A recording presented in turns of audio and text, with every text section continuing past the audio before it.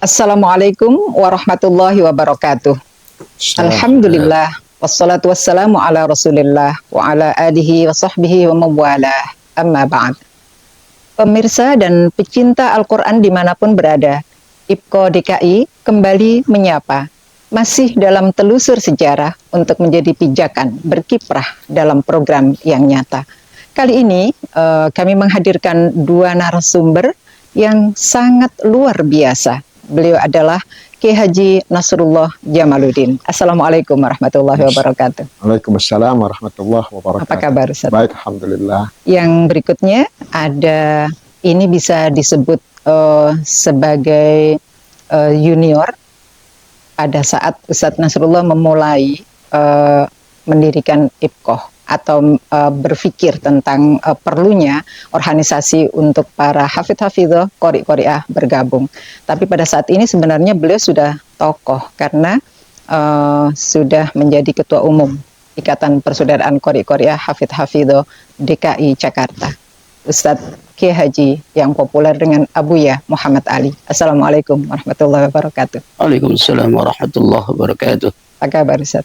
Alhamdulillah, sehat walafiat. Tampaknya segar sekali, Ustaz. Alhamdulillah, walaupun puasa ya. Puasa ya. Iya, baik pemirsa, kita akan bincang-bincang dengan kedua tokoh kita yang tadi saya bilang sangat luar biasa. Yang pertama saya akan mungkin sedikit bertanya kepada Ustadz Nasrullah. Ustadz, sebenarnya di IPKO ini pola kaderisasinya seperti apa, Ustadz, yang Ustadz lakukan atau yang Ustadz tahu? Baik, bismillahirrahmanirrahim. Alhamdulillah, wassalatu wassalamu ala rasulillah Sayyidina Muhammadin ibn Abdillah wa ala alihi wa sahbihi wa mawal. Amma ba'd, kita menganggap bahwa organisasi Ikatan Persaudaraan Qori-qoriah dan Hafiz-hafizah ini merupakan organisasi pengkaderan.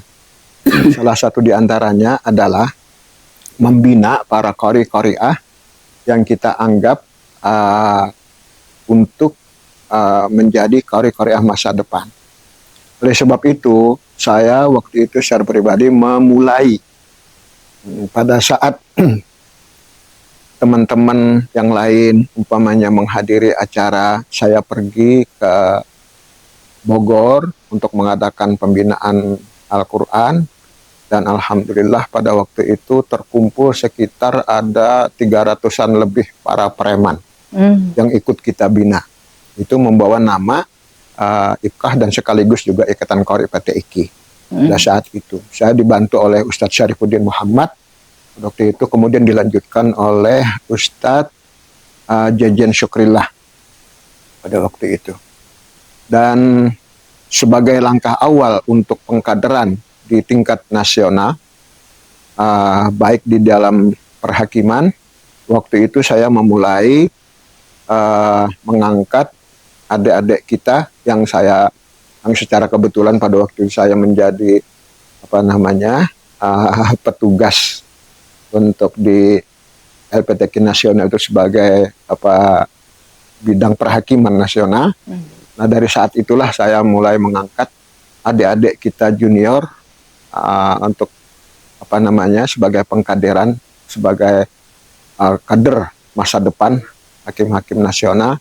Jadi antaranya Ustadz Muhammad Ali, termasuk ya Bu Umi sendiri dari Hafizah, kemudian ya yang lain-lain ya memang sudah terdahulu seperti Ibu Maria, Bu Khat, itu dari semuanya juga dari Hafizah, para Hafizah. Kemudian berikutnya ada Afida, kemudian ada Halimatus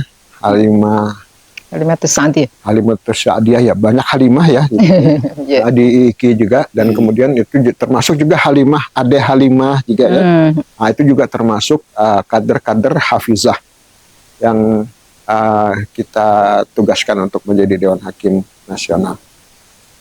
Kemudian untuk tidak hanya dari DKI di daerah Jakarta, tapi juga seperti qoriah yang ada di daerah-daerah seperti umpamanya dari Kalimantan Timur, itu kita menganggap sudah layak untuk menjadi hakim nasional. Itu seperti Ustazah Munawarah, seperti Ustazah Hasni dari ini, kemudian Ustazah Hajrul dari Kalimantan Tengah. Hasni dari Sulawesi Tengah kalau nggak salah Sulawesi ya. Tengah. Betul. Kemudian ada beberapa lagi seperti kalau dari DKI qari'nya itu ada Ustadz Mu'arif Abbas. Kemudian ada lagi yang berlanjut pada hafiz yang lainnya seperti Ustadz Ilhamuddin, seperti Ustadz Syahrir. Ya. Itu semuanya karena kita dari awal juga IPKAH ini kita anggap sebagai organisasi pengkaderan. Nah, makanya dari situlah kita memanfaatkan posisi saya waktu di perhakiman untuk menarik kader-kader junior ini untuk menjadi hakim. Mudah-mudahan insya Allah, dan saya sangat bersyukur para hafizah, qari'ah yang kita angkat jadi hakim ini, ya alhamdulillah sampai sekarang masih bisa berkiprah dan diberikan kepercayaan, amanah bisa mereka jalankan dengan sebaik-baiknya. Ya, baik Ustadz, pemirsa dan pecinta Al-Quran dimanapun Anda berada, apa yang barusan disampaikan oleh Ustadz Nasrullah itu membuktikan bahwa ternyata IPKO itu sudah sangat adil gender. Ya, sudah sangat paham gender. Tadi yang terakhir beliau sebut itu begitu banyak nama-nama perempuan yang terlibat dalam organisasi ini. Nah, terkait dengan kaderisasi ini yang tokohnya atau salah seorang kadernya pada malam hari ini kita hadirkan, yaitu Buya Muhammad Ali. Mungkin Ustadz bisa sampaikan pengalaman Ustadz sebagai junior saat itu, bagaimana senior memerhatikan Ustadz sehingga bisa menjadi seperti sekarang. Baik, terima kasih. Assalamualaikum warahmatullahi wabarakatuh. Alhamdulillah wassalatu wassalamu ala Rasulillah, amma ba'du. Saya sebagai yang junior ya waktu itu ketika IPKOH dibentuk, dan ketika IPKOH nasional pada tahun 88 dibentuk, dan kemudian juga IPKOH DKI dibentuk, dan saya salah satu yang menjadi pengurus di IPKOH Jakarta Selatan pada waktu itu. Dan IPKOH DKI dipimpin oleh Ustadz Muammar ZA. Dan alhamdulillah pengalaman saya walaupun di tingkat yang paling bawah waktu itu di Jakarta Selatan, kita sudah berkiprah di tingkat nasional. Antaranya kita nampil di STQ tahun 2015 di Pondok Gede untuk menampilkan sholawat dan haflah, dan juga berikutnya kita tampil di Bengkulu ya dengan semua peserta Jakarta Selatan dengan menaik bis ke sana, dan kita juga tampil di sana dan alhamdulillah sukses. Dan sekarang kami diberi amanah untuk menjadi Ketua Umum IPKOH DKI Jakarta, meneruskan apa yang sudah diketuai oleh Ustadz Muammar dengan begitu baik, dan kami melanjutkan pada saat ini. Dan sebetulnya ini adalah amanah yang sangat berat bagi diri saya, karena yang diurus ini bukan orang sembarang, adalah orang-orang ahli Al-Quran yang langsung berhubungan dengan Allah Subhanahu wa Ta'ala. Kalau salah-salah sedikit maka akan menjadi momok bagi saya gitu ya. Tapi karena ini amanah, walaupun berat tetap saya terima, dan mudah-mudahan saya bisa melanjutkan program ini tentunya dengan bimbingan beliau Ustaz Nasrullah, ya Nasrullah, dan saya memang dibimbing dari masih anak-anak dengan beliau belajar Al-Quran. Dan program kami juga kami diangkat, dilantik pada tahun 2023 pada tanggal 30 Juli ya, dan sebelumnya muswil tanggal 27 Mei ya. Dan itulah saya terpilih. Motivasi kita IPKOH adalah untuk mempersatukan ya, untuk mempersatukan para qari-qariah dan hafizah dan menjauhi segala perpecahan. Barangkali itu yang baik Ustaz Ali, kalau tadi waktu Ustadz Ali sebagai Ketua DPD Jakarta Selatan mampu membawa IPKO Jakarta Selatan untuk tampil di event-event atau di tingkat nasional, apa ada kemungkinan, maksudnya ada harapan, ada program ketika Ustadz Ali menjadi Ketua Umum DPW DKI, go-nya tidak lagi nasional tapi internasional? Barangkali kita berbicara di negeri kita dulu ya. Gitu.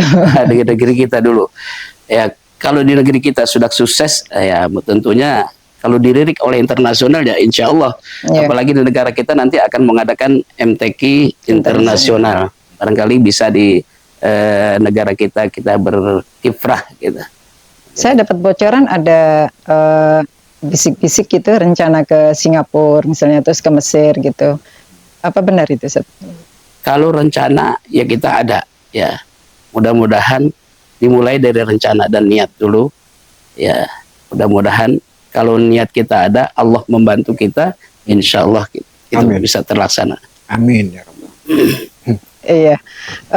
Untuk saat ini mungkin Ustaz bisa disampaikan program unggulan di DKI apa kira-kira, Ustaz? Yang pertama, kita akan menata kembali kepengurusan IPKO ya, dan alhamdulillah yang DKI sudah terbentuk, dan kita akan membentuk yang 5 kota ya dan 1 kabupaten ya, dan dalam waktu dekat ini kita akan bentuk, dan kemungkinan juga bisa nanti bisa ke kecamatan, karena IPKO ini bisa dikenal, kita ingin IPKO ini dikenal sampai kalangan bawah gitu.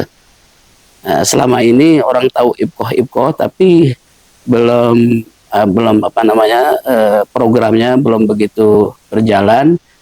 Saya sempat dulu waktu di selatan kita mengadakan pengajian setiap seminggu sekali, baik itu tahsin, mujawad dan qiraat itu. Dan yang DKI insya Allah kita akan menjalankan program kita sesuai dengan sabda Nabi, khairukum man ta'allamal Qur'an wa 'allama, sebaik-baik kamu adalah orang yang belajar Al-Qur'an dan mengajarkan. Dan tentunya nanti kita melibatkan para senior kita, guru-guru kita yang akan membimbing kita, karena banyak sekali di antara qori-qori'ah kita yang hafiz-hafizah yang kadang-kadang bacaannya masih tidak sesuai dengan kaidah ilmu tajwid ya, termasuk dari waqaf ibtida, makharijul huruf, sifatul huruf. Ini saya melihat seperti itu.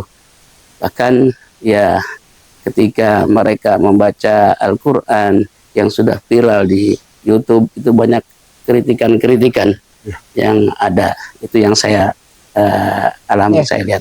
Baik, mungkin ini terakhir ya. Kan sering IPKO ini disorot ya, bahwa IPKO ini prioritasnya itu kesan banyak orang bahwa IPKO ini prioritasnya adalah qori-qori'ah. Ya, kalau di DKI sendiri, kalau tadi Ustaz Nasrullah sudah menyebut hafidz-hafidz, bagaimana mereka dilibatkan dalam banyak kegiatan, dalam aktivitas, dan juga kontribusinya di IPKO sudah begitu kelihatan. Nah, untuk DKI sendiri gimana Ustaz untuk strategi pemberdayaan di hafidz-hafidz-nya? Ya, insya Allah ini kan namanya Ikatan Persaudaraan Qori-Qori'ah Hafidz-Hafidz. Ya, selama ini yang memang muncul di permukaan itu hanya qori-qori'ah, hanya qori-qori'ahnya saja. Nah, bagaimana nanti kita akan memperdayakan hafizahnya? Mungkin ini kita akan pikiran bentuk apa yang bisa ditampilkan di masyarakat. Ya, ini yang perlu kita pikirkan nanti di dalam organisasi IPKO, dan saya tidak bisa berjalan sendiri tanpa memang dibantu oleh para senior dan para pakar-pakarnya, barangkali itu.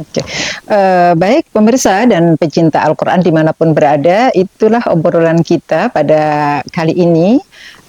Ini dari tokoh lintas generasi. Jadi kalau Ustaz Nasrullah bisa saya katakan sebagai generasi awal, as-sabiqunal awwalun di IPKO, sedangkan Ustaz Ali adalah kader, bisa sebut kader kedua Ustaz ya, di bawahnya Ustaz Nasrullah. Nah, harapan kita adalah apa yang sudah dikerjakan oleh para sesepuh kita, para pendahulu kita, itu bisa menjadi acuan kita untuk terus berusaha berbuat yang terbaik. Bagaimana IPKO ke depan lebih berkembang lagi dan lebih maju lagi sehingga manfaatnya bisa dirasakan oleh banyak orang.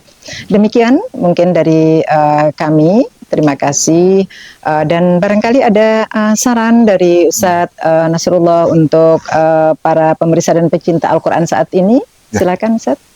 Baik, sebagai terakhir sesuai dengan visi misi awal bahwa kita adalah menjadi berharap sekali agar bisa menjadi betul-betul menjadi insan Al-Quran, insan Qurani lah begitu ya. Dan mudah-mudahan dari program-program yang ada, yang pertama itu adalah masalah pembinaan. Pembinaan awal itu adalah kepada anggota-anggota IPKA itu sendiri. Seperti yang tadi Buya Ali sampaikan, bahwa masih banyak qori-qoriah kita yang bacaannya itu lebih mengutamakan lagu sehingga mengorbankan tajwid. Yang kedua, di bidang tahfiz, banyak juga para hafiz-hafizah kita yang hanya sekedar hafal tapi tidak menjaga wakaf wal ibtida'nya. Kemudian juga tidak menjaga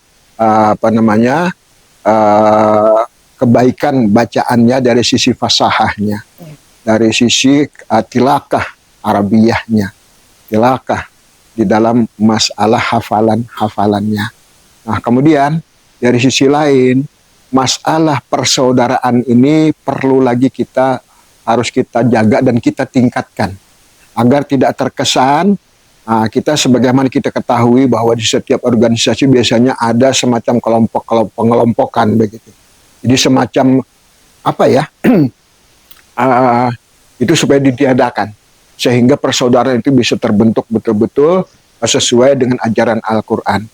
Nah, yang kedua, yang lebih lagi dari ini, saya berpesan kepada adik-adik saya semua, kalaulah kita sudah bisa membaca Al-Qur'an, cobalah kita nanti program mempelajari makna-makna Al-Quran yang ada. Paling tidak ya sehari itu ada satu ayat, dua ayat yang bisa kita pahami dengan benar dan kita bisa mentadabbur dengan baik. Kemudian masalah yang lain, silahkanlah membaca Al-Quran dimanapun, di setiap acara, diundang atau di tempat undangan, di tempat acara apapun. Jangan lupa niatkan setiap kali kita melangkah dari rumah, sudah kita niatkan lillahi ta'ala. Jangan pernah berharap apapun. Apalagi sampai nanti mohon maaf, ini sekali lagi mohon maaf kepada adik-adik qori-qoriah semua, jangan pernah memberikan tarif untuk siapapun yang mengundang kita. Ini nanti jadi malapetaka kita di akhirat nanti. Ini yang diancam oleh Rasulullah, bahwa kita nanti akan dijebloskan kepada yang namanya jubul hazan. Yang dimana jubul hazan itu sendiri berta'awud kepada Allah 100 kali setiap hari. Kenapa? Sebab itu sebuah ancaman yang luar biasa, pedihnya, azab yang begitu pedih bagi pembaca Al-Quran yang riak semata-mata ingin dikatakan sebagai orang-orang yang hebat di dalam perkaryaan. Jadi saya berpesan, niatkanlah semata-mata karena Allah. Itu juga pesan dari orang tua saya. Dimanapun berada, silahkan untuk baca Al-Quran. Tapi jangan lupa niat semata-mata karena Allah. Jangan lupa niat, pasang niat dengan baik, semata-mata karena Allah. Adapun hal-hal lain, kalaulah nanti memang ada rezeki kita, insya Allah. Kalau tidak di tempat sini, ada di tempat yang lain. Itu sudah janji Allah kepada para pembaca Al-Quran. Sehingga kita nanti tidak berakhir malapetaka bagi qori. Sebab orang yang pertama masuk neraka itu adalah pembaca Al-Quran yang riya. Itu anjuran apa yang pernah disampaikan oleh Rasulullah SAW. Demikian barangkali. Mohon maaf. Terima kasih Ustaz, pemirsa dan pecinta Al-Quran. Demikian pesan-pesan moral ya pada sesi kali ini, diakhiri dengan pesan yang sangat luar biasa, dan ini harus menjadi acuan kita semua untuk bekerja atau berbuat ya di organisasi yang sangat kita cintai ini. Semoga apa yang kita lakukan selalu dalam ridha Allah Subhanahu wa taala. Terima kasih Ustaz Nasrullah dan juga Ustaz Ali. Dari saya Ummiyah Husnul Khotimah, mohon maaf jika ada hal-hal yang kurang berkenan. Saya akhiri, wassalamualaikum warahmatullahi wabarakatuh. Waalaikumsalam.